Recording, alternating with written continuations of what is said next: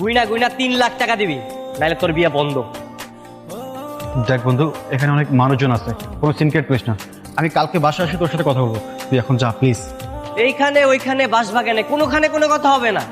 তোর কাছে আমি টাকা পাই, টাকা দিবি, তারপরে কবুল বলবি।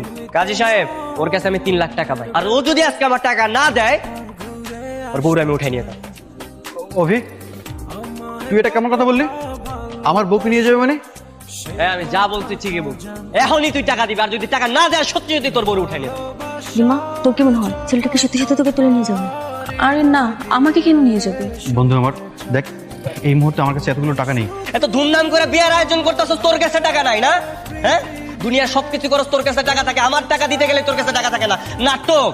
আমি তোর বউ নিয়ে যেতেছি, টাকা দিয়া বউ নিয়ে এসে তারপরে কবুল বলবি, বুঝছস? এই আসো। আমি কোথায় যাব? আমি কোথাও যাব না। এই একদম চুপ, চলো।